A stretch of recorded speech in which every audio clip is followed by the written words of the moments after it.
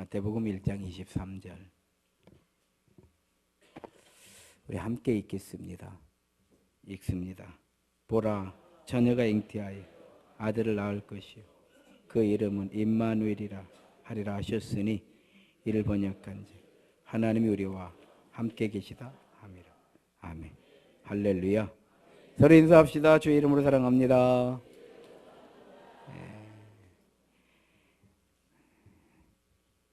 한 번 더 인사합시다. 은혜를 충만하게 많이 받읍시다. 한 번 더 인사합니다. 행복한 예배입니다. 조금 불행하신 분들이 몇 분 계시네. 그분들 때문이라도 우리가 다시 한번 인사합시다. 정말로 행복한 예배입니다. 할렐루야. 마지막 날이기도 하고요. 또 마지막 주일이기도 하고요.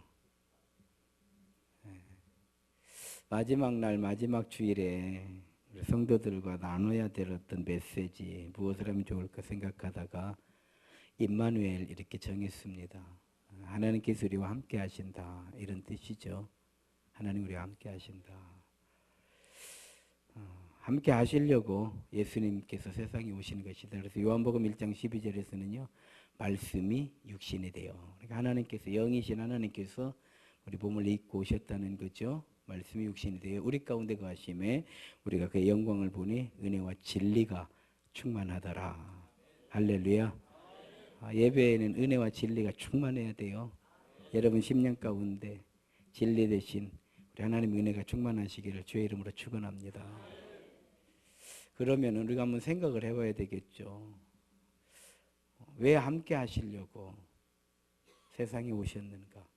하나님 왜 우리와 함께 하시려고 하시는가? 무엇 때문에 이 낮고 천한 세상에 이 부족하고 연약한 육신을 입으시냐 이 말이에요. 이 얼마나 부족해요. 우리 몸이. 자, 내 마음대로 되는 게 거의 없어요. 감기 하나도 우리는 감당을 못해요. 그렇잖아요. 정말 안 좋은 소리 한마디만 들어도 감당이 안 돼요. 감당이 안 돼요. 또 얼마나 우리 인생이 불안해요. 불안하고 이렇게 연약한 육신을 왜 입고 오셨냐 이 말이에요. 우리와 함께 하시려고 그러셨다 그러시는데 그럼 무엇 때문에 우리와 함께 하시려고 하시는 것인가? 성경은 사랑이라고 그래요. 우리를 사랑하셔서 하나님이 세상을 이처럼 사랑하사 독생자를 주셨으니 이는 저를 믿는 자마다 멸망치 않고 영생을 얻게 하려 하심이라. 할렐루야. 사랑해서 다른 이유 없어요. 사랑해서. 사랑이라고 하는 것은 관계에 따라서 여러 양태로 나타나거든요. 친구 관계가 되면 우정이 돼요. 친구 관계의 사랑은 우정이죠. 또 연인 관계가 되면 에로스가 되죠. 부모 자식의 관계가 되면 아가페가 돼요. 달라져요. 같은 사랑이지만 다르게 반응을 하는 거죠. 하나님의 사랑을 말할 때에 우리 이렇게 육신을 입고 있는 우리는 그 하나님의 사랑을 다 얘기할 수가 없어요. 그럴 만한 능력이 안 돼요. 능력이 안 됩니다. 그러면 어떻게 해야 되느냐? 그래서 우리가 할 수 있는 방법이 부모의 사랑을 가지고 하나님의 사랑을 표현하는 방법이 거의 유일해요. 거의 유일합니다. 그래서 부모의 사랑을 아가페라고 그래요. 하나님의 사랑도 아가페라고 하거든요. 조건 없이. 어떤 조건이 없어요. 조건이 없습니다. 조건 없이 먹여주고 입혀주고 가르쳐주고 그렇잖아요. 조건 없어요. 어떤 부모가 자식한테 내가 너한테 투자한 것이 얼마인데 그래도 얼마는 갚아야 되지 않느냐 뭐 이렇게 하잖아요. 그래요? 그렇게 하지 않아요. 그렇게 하지 않아요.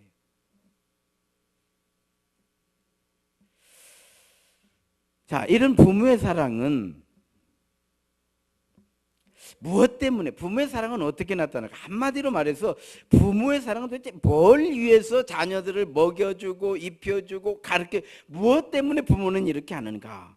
뭘 주고 싶어서 부모는 이렇게 하는가? 부모는요, 자녀들에게 결국 하나를 주고 싶은 거예요. 그 하나가 뭐냐면 미래를 주고 싶은 거예요. 미래를 주고 싶어요. 그래서 이 임산부들은요, 다른 말 다 필요 없어요. 예, 아직 아이가 태아가 건강합니다. 이 이야기만 들으면 땡, 끝난 것이요. 그러면 건강하다 소리를 왜 들어야 돼? 미래를 생각하기 때문에 그러는 거예요. 미래가 뭐예요? 어머니 복중에 사는 게 아니라 나와야 될 거 아니에요. 나왔을 때 건강해야지. 할렐루야. 그러니까 항상 부모는 미래에 있는 거예요. 푸시킨의 삶이라는 시처럼 현재는 언제나 슬픈 건 마음은 미래에 있고, 그래서 부모의 마음은 항상 미래에 있는 거예요. 자녀들이 어디 좋은 대학을 들어갔다 그러면 뛸 듯이 기쁜 거예요. 뭐 때문에 뛸 듯이 기쁜 거예요? 그 대학을 좋아해서 뛸 듯이 기쁜 것이 아니에요. 우리는 미래를 생각하는 거예요. 대학 나오면 좋은 직장 들어갈 것이고, 좋은 직장 들어가면 월급 많이 받을 것이고, 월급 많이 받으면 좋은 남자, 좋은 여자 만날 것이고, 좋은 집에 살 것이고, 얼마나 행복할까를 생각하니까 뛸 듯이 기쁜 것이요. 아멘도 안 해. 경험 없어? 그래 뛸 듯이 기쁜 거예요. 그래서 부모만 뛸 듯이 기쁜 거예요. 그 부모의 어머니, 할머니가 뛸 듯이 기쁜 거예요. 왜? 할머니는요, 우리 아들을 생각하니까 뛸 듯이 기쁜 거예요. 우리 아들이 자식을 낳아가지고 이 자식이 그냥 저렇게 잘 나가고 있으니 우리 아들 기분이 얼마나 좋을까를 생각하니까 그 할머니는 그래서 뛸 듯이 기쁜 거예요. 할렐루야. 다 아는 얘기잖아.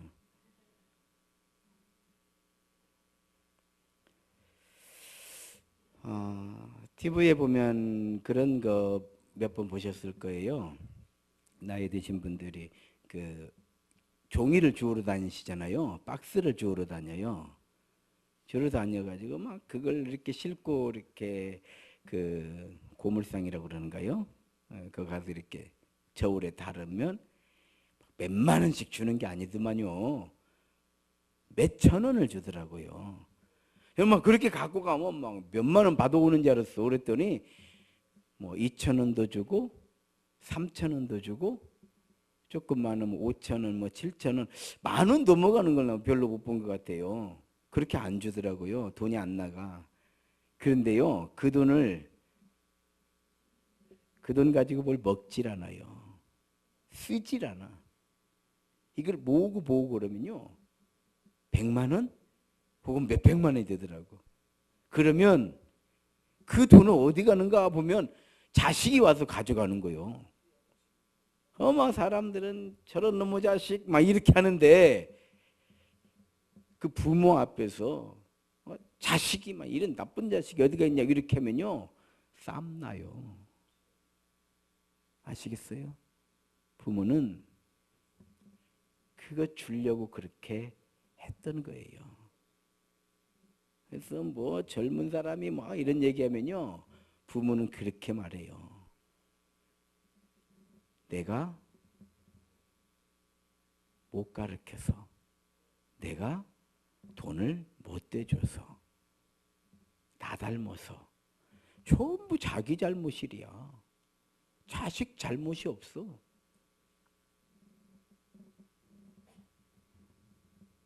그냥 안타깝고 되레 미안해. 즉 부모는 자식을 원망하지 않는다는 걸 알아야 돼요. 자식은 부모를 원망하잖아요. 때로 자식은 부모를 원망해요. 불평하고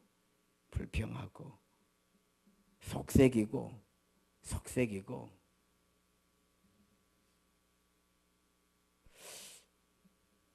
하나님은 우리를 이렇게 사랑하시는 거예요. 우리를 원망하지 않아요. 예수 십자가를 보십시오. 당신이 죄를 짊어지는 거예요. 멸시받는 거예요. 천대받는 거예요. 연약한 육신을 입었기 때문에 넘어지고 쓰러지고 엄청난 고통의 길을 가는 거예요. 그래서 십자가에 달려서 뭐라고 기도했죠? 하나님, 저들은 자기가 하는 것을 알지 못합니다. 용서해 주십시오.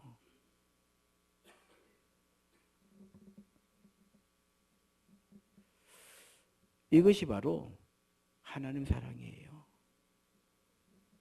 부모의 사랑과 같은 거죠.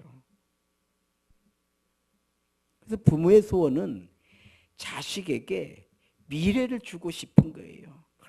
가르치려고 애를 쓰고 뭘 먹이려고 안 먹는다고 하는데 막 친구가 안 먹어야 돼. 이상하죠? 그래 안 그려? 경험이 없어요? 친구가 막 아니야 한 숟가락이라도 먹어 이래요? 친구가 그러면요 넘살스러워. 야가 미쳤나 보네 이래. 근데 부모는 뭐 애들이 안 먹으면요 밥그릇을 들고 댕겨. 자식이 뭐라고? 자식이 뭐라고? 얼마나 덕을 보겠다고? 덕 보려고 그러는 거 아니잖아요. 그냥 자식이니까. 자식이니까. 저는 설교를 준비하면서 성도가 뭐라고? 우리가 뭐라고? 성도가 뭐라고? 하나님 우리를 이렇게 정말 끝도 없이 우리를 사랑하시는가? 야. 그래서 부모는요 자식의 미래를 물려주고 싶으니까 어떻게든 자식이 좋은 거라고 하면은 주고 싶은 거예요. 친구가 돈을 많이 벌었다고 그래요. 그래서 언젠가 한번 만나가지고 야 아무개야 너 돈 많이 벌었다고 그러더라. 그랬더니 조금 벌었어. 그만 벌어도 되겠네. 그랬더니 아니 좀 더 벌어야 돼. 야 그만큼 벌었으면 친구니까 그만 벌었으면 됐지. 뭘 또 좀 더 벌어. 우리 아들 것까지는 벌어야지. 부모 마음이에요. 나도 우리 아들 것까지 좀 벌으면 쓰겠어. 벌 일이 없어. 부모는요 자식에게 미래를 이렇게 줄 때에 자신이 성공했다고 생각을 하는 거예요. 우리가 오늘 이렇게 성가대가 찬양을 하나님께서 성공하셨다고 생각하시는 거예요. 야, 내가 정말 세임교회 찬양 이런 일 저런 이꼴저꼴 다 봐줘가면서 여기까지 세워놓기를 잘했구나. 할렐루야. 할렐루야.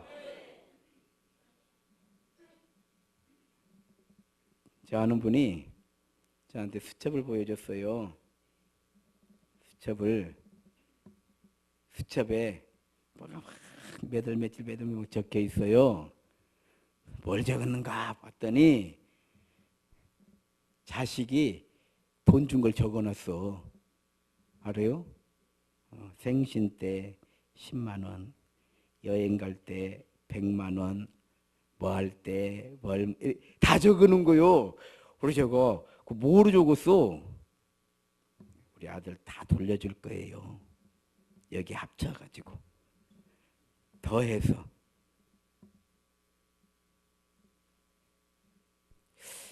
그거 보고 야 우리 자식들도 좀 이렇게 내가 주는 거 적어놨으면 좋겠다. 가지고 더해서. 자녀들은 할 수 없어요. 부모는 할 수 있습니다.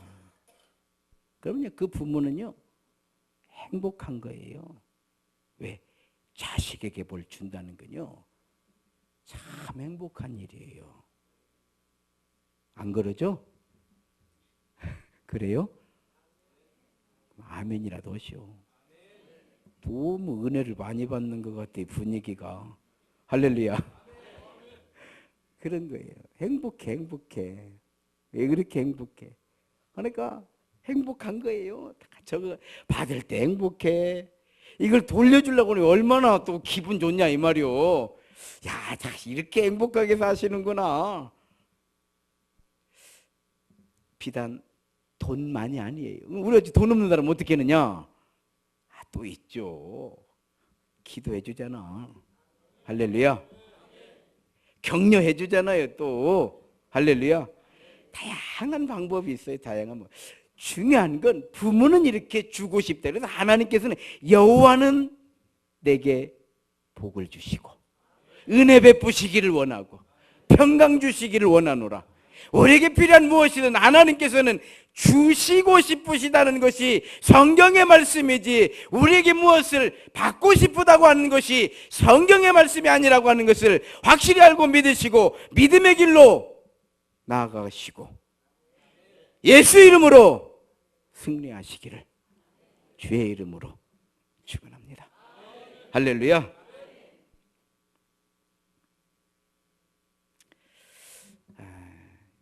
이 이야기까지는 좀 하고 결론으로 가야겠네요. 얼마 전에 그 할아버지하고 할머니가 노끈으로 묶고 다니는 거예요. 서로 손목을 묶고 다니는데 할머니가 막 안 가려고 그래. 그러면 할아버지가 빨리 와 빨리 하면서 끌어당기는 거예요. 그러면 이제 줄이 묶여 있으니까 할머니가 이제 끌려가는 거예요. 사람들이 여러 번 봤어요. 저 할아버지는 왜 꼭 그렇게 노끈으로, 이 끈도 노끈이요, 그걸로 묶어가지고 저렇게 다니는가. 그래서 이거 저 할머니를 학대하는 거 아닌가 생각을 하고 경찰에 신고를 했어요. 그래서 경찰에 와가지고 조사를 해보니까 자기 아내라는 거예요. 자기 부인이라는 거예요. 그러면서 이게 부인이 치매가 걸린 거예요. 그러니까 잠깐 여기 있으라고 하고 화장실 갔다 오면 없어지는 거예요. 그래서 묶고 다니는 거예요. 잊어버리잖아요. 자기도 노인이니까 잊어버리지 않으려고 아내를 이제 이렇게 묶고, 저녁에 어디로 가는데 이렇게 따라가 본 거예요. 그랬더니 산속으로 들어가는 거예요. 아주 허름한 곳에서 거기서 생활하고 있는 거예요. 할아버지 왜 이런 데서 계시는 거예요? 아, 시끄러, 물어보지 마, 이러는 거예요. 근데 보니까 할머니가 병원을 가야 될 것 같아. 자꾸 이제 PD가 설명을 하는 거예요. 설득을 하는 거예요. 병원 가자고. 절대 병원을 안 가, 이 할아버지가. 자, 설득을 하고 겨우 병원에 갔는데, 갈 때에 그럼 뭘 안 물어보기로 하고 병원에 갔어요. 근데 병원에서는 이름하고 생년월일을 물어보잖아요. 이름이 뭐요? 주민등록 번호가 뭐, 물어보는 순간에 할아버지가 가버렸어. 아, 나 치료 안 받는다고 성질을 팍 내더니 나가버리는 거예요. 사정사정해갖고 또 데리고 들어왔어요. 알려줬어요. 이제 이름이 누구고 생년 딱 치니까 자녀들이 착 나와버리잖아요. 이것 때문에 안 간 거예요. 이 할아버지는 자식의 신분이 노출될까 봐서 안 간 거예요. 병원 절대 안 가. 그러고 보니까 자녀들이 잘 살고 있어요. 상당히 똑똑해. 잘 가르쳤고 잘 살고. 이 할아버지도 옛날에는 잘 나가시던 분이요. 그런데 아내가 치매가 걸리니까요. 이게 자식의 짐이잖아.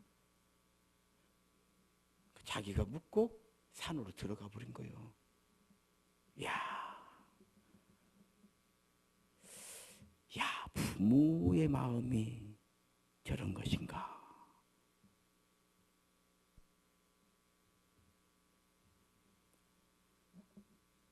하나님의 사랑이 정말 이와 같아요. 하나님의 사랑이. 임마누엘, 하나님 우리와 함께 하신다. 무엇 때문에? 사랑하기 때문에. 그래서 하나님께서는 우리에게 미래를 주신 거예요. 요한복음 14장, 너희는 마음에 근심하지 말라. 하나님을 믿으니 또 나를 믿으라. 내가 너희를 위하여 처소를 예비하러 가노니 가서 처소를 예비하면 내가 다시 와서 너희로 하여금 나 있는 곳에 너희도 있게 하리라. 우리 부모가 자녀들에게 미래를 주고 싶은 것처럼 하나님께서 우리에게 소망을 주고 싶으셔서 우리에게 하나님 나라에 소망을 주시려고 육신을 입으시고 세상에 오셔서 멸시받고 천대받고 십자가에서 피 흘려 죽으심으로 우리를 구원하신 하나님의 그 사랑이 오늘 우리 안에서 믿음으로 드러내야 될 줄로 믿습니다. 이게 하나님 사랑이에요. 오늘 말씀의 결론입니다. 하나님은 우리를 지키시는 분이죠. 그래서 아브라함을 지켜주셨고 이삭을 지켜주셨고 야곱을 지켜주셨죠.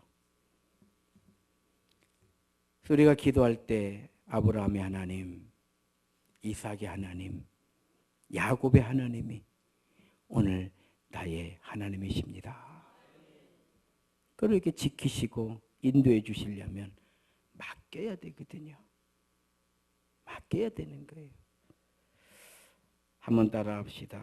믿음이란 하나님의 인도하심을 받는 것이다. 믿음은 그런 거예요. 하나님의 인도하심을 받는 거예요. 그러려면 어떻게 인도하심을 받으려면요, 맡겨야 되는 거예요. 은행에 돈을 맡기면 은행에서 돈을 관리해 주는 거예요. 내 금고에 넣어놓으면 잊어버리면 내 책임이요. 근데 은행에 맡겼는데 은행에 불이 나버렸어. 은행의 책임이요. 이게 맡김이라고 하는 거예요. 맡김. 믿음은 하나님께서 하나님의 인도하심을 받는 것이었는데 하나님의 인도하심을 받으려면 우리를 맡겨야 돼요. 맡겨야 돼요. 이발소에 가면은요, 이발사가 칼을 들던 가위를 들던 빗을 들던 맡기고 있어야지 이발이 되는 거예요. 칼 들으면 나는 칼은 안 됩니다. 가위 들으면 가위는 더 안 되겠는데? 이러면 어떻게 할 거예요? 맡겨야 돼요. 사진관에 가면은요, 카메라맨이 고개 들으시면 들어야 돼. 고개는 못 들어. 고개를 돌리셔. 뭐 이렇게 주문이 많아. 이러면 사진을 어떻게 찍어주라는 말이에요. 어떻게? 맡겨야 돼. 맡겨야 돼. 따라합시다. 믿음은 내 인생을 하나님께 맡기는 것입니다. 자, 그래 믿음이 커져야 돼요. 우리 그 믿음의 그 도리가 있잖아요. 뒤에서 친구가 받기로 오고 이렇게 넘어지는 거. 그러면 이렇게 쭉 넘어지면 뒤에서 친구가 딱 받아주는 거예요. 이거 어려운 일이에요. 이렇게 안 받아줘도 뒤 발이 나가버려. 내 발이. 마음은 믿고 떨어질 것 같은데 이렇게 안 돼. 인간은 생각하는 존재잖아요. 생각한다라고 하는 것은 의심한다라는 뜻이에요.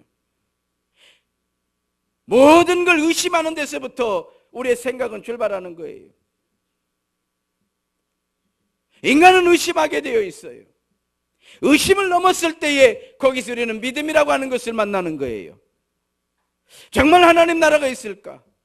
정말 하나님 말씀하신 대로 이렇게 될까? 라고 하는 수많은 의심 그 많은 의심을 넘어서 우리는 믿음의 사람으로 우뚝 서게 되는 거예요. 그럴 때 우리는 어떤 상황 속에서도 하나님 되심을 의심하지 않게 되고 하나님 되신 것에 대한 믿음의 확신을 가지고 찬양하는 것처럼 본향을 향해서 나가게 되는 줄로 믿습니다. 맡겨야 돼요. 맡겨야 돼요. 아브라함도 맡겼어요. 이삭도 맡겼고요. 야곱도 맡겼어요. 광야길로 인도하시던 감옥으로 내려가던 맡기고 사는 거예요. 변함없는 믿음으로 기도하고 있어요. 다니엘은 사자굴에 떨어지는 순간에도 하나님께 자기 인생을 맡겨버린 거예요.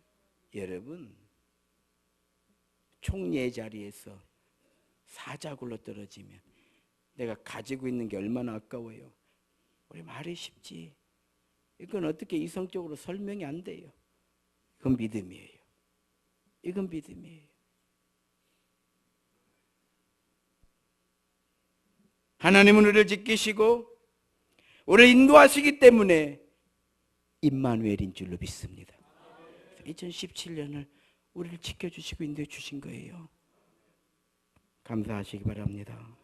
결론입니다. 우리는 2017년 하나님의 은혜 가운데 믿음 지키며 살아왔습니다. 이 믿음을 지켜 살아온 것 하나님의 은혜죠. 우리의 영을 지켜주셨기 때문에 우리가 믿음을 지키고 왔잖아요. 연말이 되면 수능을 치르잖아요. 고등학생들이 수능을 치르고 나온 학생들하고 이렇게 인터뷰를 하면 시험을 잘 본 학생이나 조금 못 본 학생이나 공통적으로 이렇게 대답하는 게 있어요. 수능이 끝나서 속이 후련하다고. 속이 후련하다고. 그렇습니다. 우리는 또 한 해를 살고 이제 내려놓게 됐어요. 2017년에 이제 내려놓게 되었습니다. 여러분, 속이 후련한가요? 주요?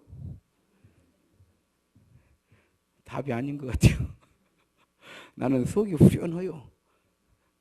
2017년 한 해를 살았으니 속이 후련하지. 어떤 사람은 뭐 나이 한 살 더 먹으면 참 생각을 이렇게 미련하게 해요. 나이 한 살 더 먹기는 인생이 더 튼튼해진 것이지. 할렐루야. 한번 따라 합시다. 속이. 크게 합시다. 속이 후련합니다. 이게 2017년 한 해를 살았으니 얼마나 속이 후련해. 감사하시기 바랍니다. 1년 산다는 게 쉬운 일이 아니었잖아요. 한 해를 살았으니 얼마나 감사해요. 그리고 그랬을 때 속이 후련하다, 감사하다고 2017년을 딱 내려놔야 우리가 2018년에 짐을 더 딱 짊어지고 새 출발을 하게 되는 줄로 믿습니다. 왜 이렇게 생각해야 되느냐? 우리가 살아야 하기 때문에 그래요. 그리고 이제 더 나은 믿음으로 임마누엘을 생각하시고 또 하늘을 인도하신 우리 하나님께서 새해도 인도해 주실 것을 믿는 믿음으로 출발하시고 승리하시기를 주의 이름으로 축원합니다. 기도하시겠습니다. 하나님 은혜 감사드립니다. 2017년 한 해를 믿음으로 하나님 은혜 가운데로 살아오게 하신 것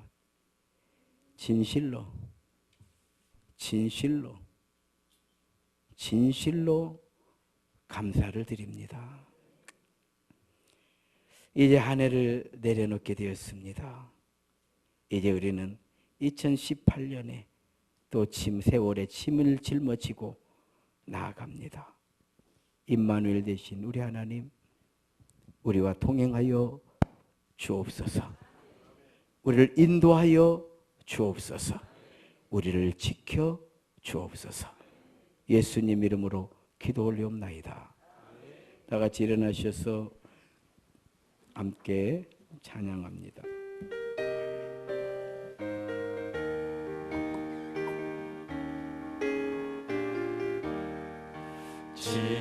지금까지 지내온 것 주의 크신 은혜라 한이 없는 주의 사랑 어찌로 말하랴. 자나깨나 주의 손이 항상 살펴주시고